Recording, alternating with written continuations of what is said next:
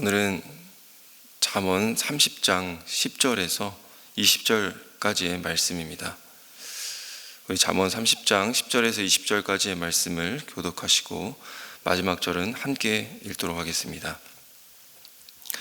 주인에게 그 종을 비방하는 말을 하지 말아라. 그 종이 너를 저주하고 너에게 죄가 돌아갈까 두렵다. 아버지를 저주하며 어머니를 축복하지 않는 무리가 있다. 더러운 것을 씻지도 않고 깨끗한 채 하는 무리가 있다. 눈이 심히 높아서 눈꺼풀을 치켜 올리고 남을 깔보는 무리가 있다. 이빨이 긴 칼과 같고 턱이 큰 칼과 같아서 가난한 사람을 하나도 땅에 남기지 않고 삼키며 궁핍한 사람을 삼켜 씨를 말리는 무리도 있다. 거머리에게는 달라 하며 보채는 딸이 둘이 있다. 전혀 배부른 줄 모르는 것이 셋, 만족할 줄 모르는 것 넷이 있으니 곧 스올과 악이 못 낳는 태와 물로 갈증을 없앨 수 없는 땅과 만족하다고 말할 줄 모르는 불이다. 아버지를 조롱하며 어머니를 멸시하여 순종하지 않는 사람의 눈은 골짜기의 까마귀에게 쪼이고 새끼 독수리에게 먹힐 것이다. 기이한 일이 셋, 내가 정말 이해할 수 없는 일이 넷이 있으니 곧 독수리와 하늘을 날아간 자치와 뱀이 바위 위로 지나간 자치와 바다 위로 배가 지나간 자치와 남자가 여자와 함께하였던 자치이다. 함께 읽겠습니다. 가늠한 여자의 자치도 그러하니 먹고도 안 먹었다고 입을 씻듯이 나는 아무런 악행도 한 일이 없다 한다. 아멘. 오늘 본문을 보면 이 인간의 좋지 못함, 참 인정하기 싫지만 부정적이고 부패한 어떤 인간의 모습과 습성이 기록되어 있습니다.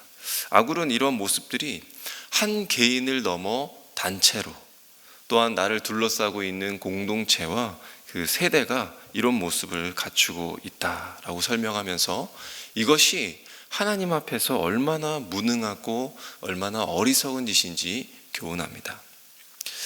오늘 말씀을 보니까 이런 세대가 있다고 합니다. 아버지를 업신여기고 깔보고 하찮게 여기며 어미를 축복하지 않는, 곧 굉장히 소극적으로 감사하고 순종하지 않는 세대, 그런 세대를 일컬어 이야기합니다. 얼마 전에는 아버지를 살해하고 아파트 지하 주차장 기계실 그 물탱크에 그 시체를 유기했던 사건이 있었죠. 좀 극단적인 사례이긴 하지만 그 범행의 의도가 바로 잔소리였습니다. 얼마나 잔소리를 했는지, 그게 또 무참히 살해할 정도였는지, 또 자기가 주장하는 정신병이나 심신미약 때문이었는지는 알 수 없지만 참 그 부모를 깔보고 무시하고 무릎 꿇지 않는 그런 불순종으로 대하는 세대. 더 나아가서는 하나님이 세우신 그 질서를 무너뜨리는 이 세대가 참 악독하다라고 그렇게 이야기하고 있습니다. 또 어떤 세대입니까? 더러운 것을 씻지도 않고 깨끗한 채 하는 무리, 바로 외식하는 세대입니다. 속은 더럽고 추악하면서 스스로 깨끗하다고 떠드는 것이죠. 이 세대의 특징에 대해서 그렇게 이야기하는 것입니다. 내 속은 어떻게 되든지 상관이 없다라는 생각을 가지고 있는 것이죠. 이 사람의 심리와 습성을 잘 알고 그것을 발휘하는 세대. 아, 사람들이 겉만 보고 판단하구나.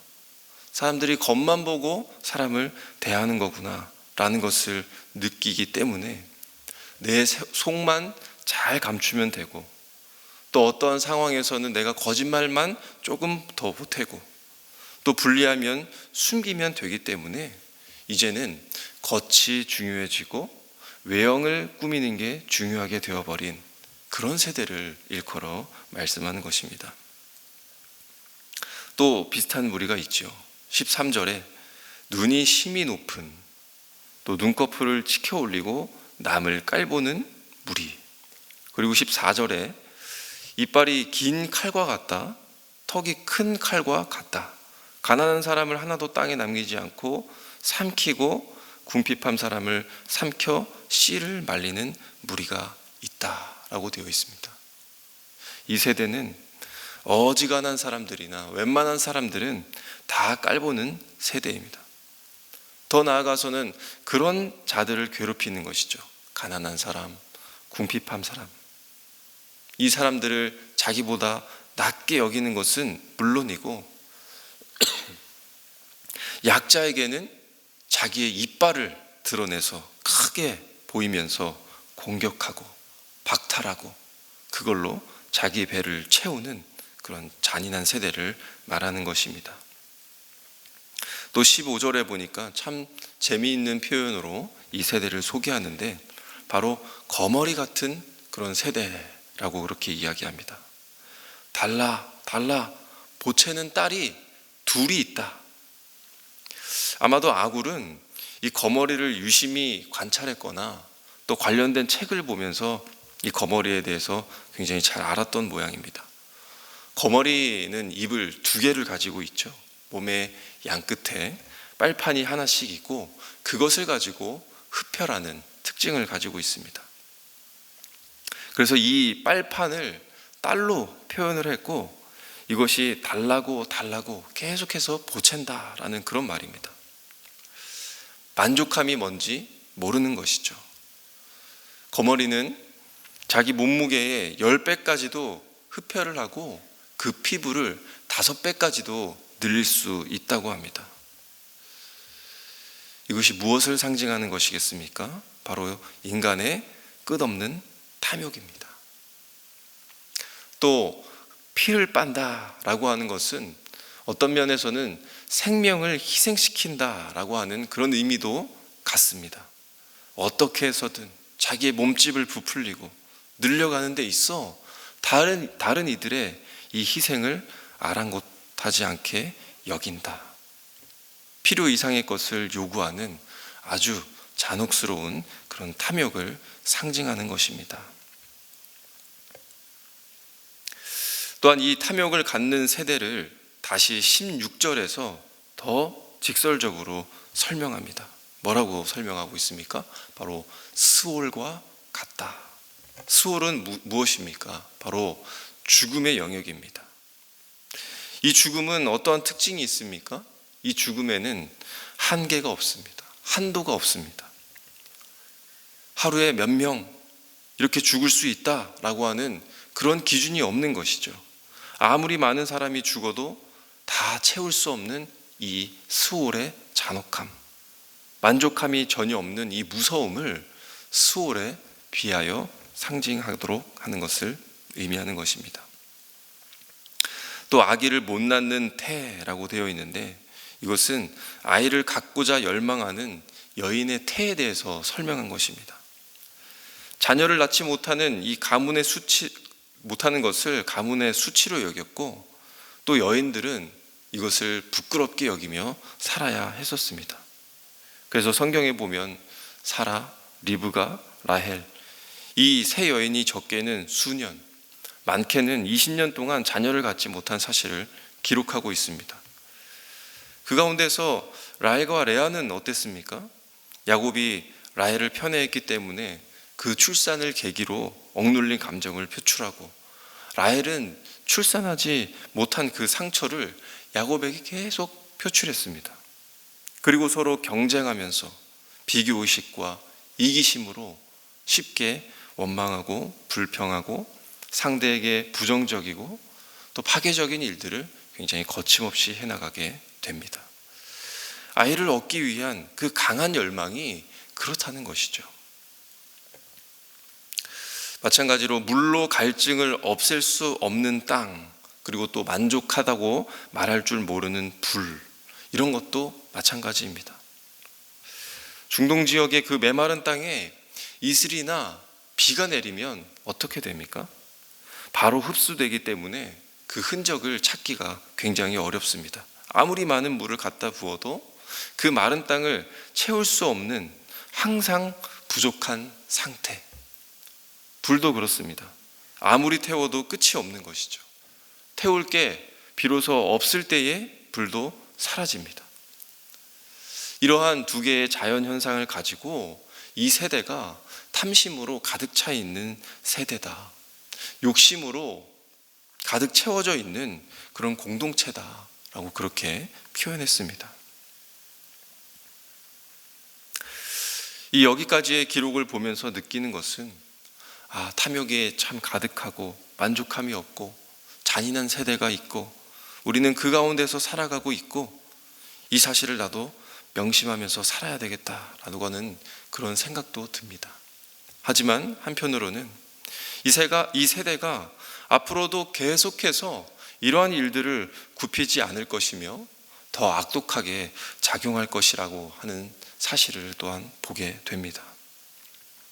하나님의 질서를 파괴해 나가는 모습. 이 시대는 그런 하나님의 질서는 우리는 모르겠고 우리가 각 소견에 옳은 대로 세우는 그런 기준으로 살겠다 하는 것입니다.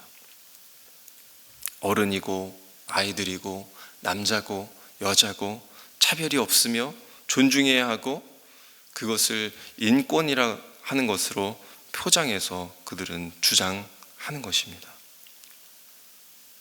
겉과 속이 달라도 그것을 누가 알 수 있을 것이라고 정직하게 사는 것이 손해보는 세상, 타인의 생명을 해하면서까지 탐심으로 자기의 배를 불려나가는 세대, 하나님의 질서를 무질서로 바꿔놓으며 나아가는 그런 세대,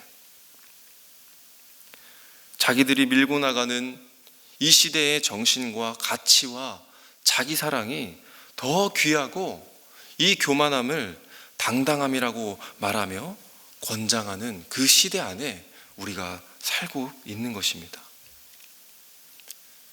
경쟁을 마치 세상의 원리로 우리가 경쟁했기 때문에 그 승리가 마땅하고 이긴 사람이 많이 갖는 것이 당연하며 힘센 사람이 쟁취하는 것이 옳은 세대요, 평등, 인권, 자유, 경쟁, 승리와 그 권리를 미덕으로 위장하며 주장하는 그런 세대 속에 우리가 포함되어 있다는 것입니다.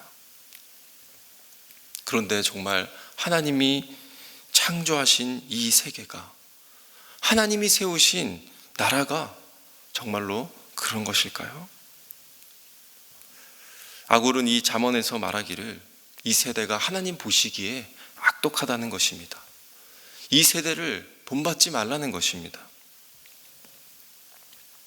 하나님은 이스라엘이 가나안 땅에 들어가기 전에 무엇을 주셨습니까? 율법을 주셨습니다. 그 땅의 논리대로 살지 않고 그 땅의 기준과 같아지지 말라고 그런 법을 이스라엘에게 주셨던 것이죠. 그 가나안이라고 하는 겉보기에 참으로 아름다운 세상, 화려해 보이는 그 세상 속에 들어갔을 때에 그들과 하나 되지 않는 것, 연합하지 않는 것, 멍해를 같이 하지 말고 행여나 그들처럼 될까봐 하나님께서는 걱정하셨습니다.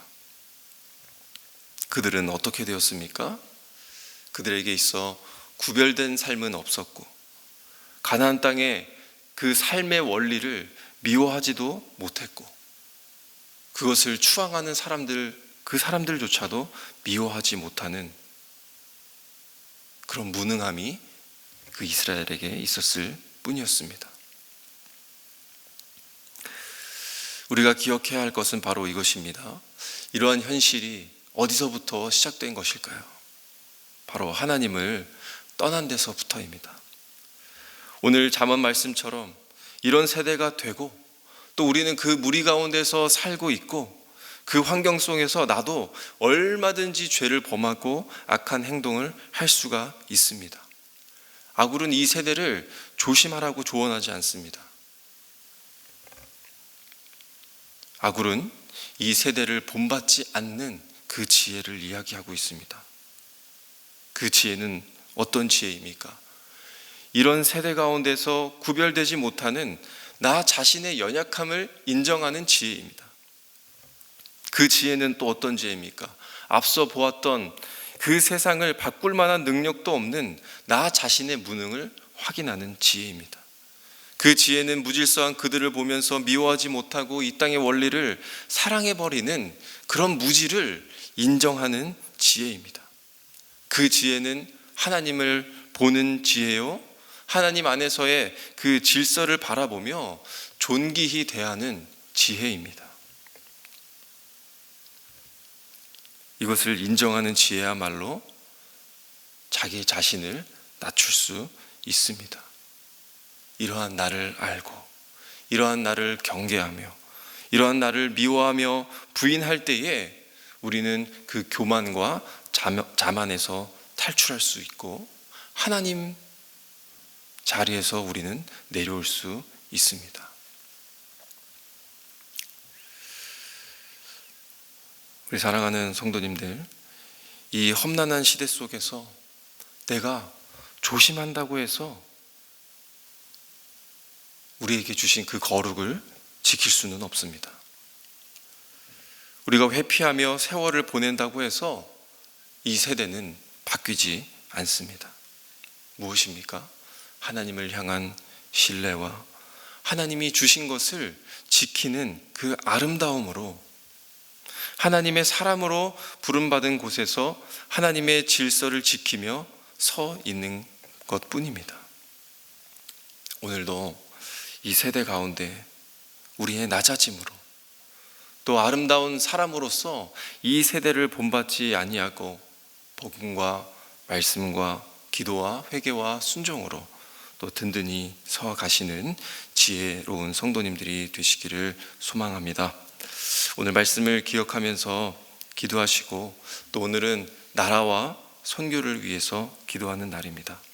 오늘 아굴의 잠언처럼 나라와 세대는 혼돈에 빠져 있으며 각 소견에 옳은 대로 나라를 세우고, 또 하나님 나라와 그 하나님의 질서와는 무관하게 사람의 정신과 가치와 자기 사랑을 귀히 여기는 이 교만함에서 내려올 수 있는 나라가 될 수 있도록 함께 기도해 주시겠습니다.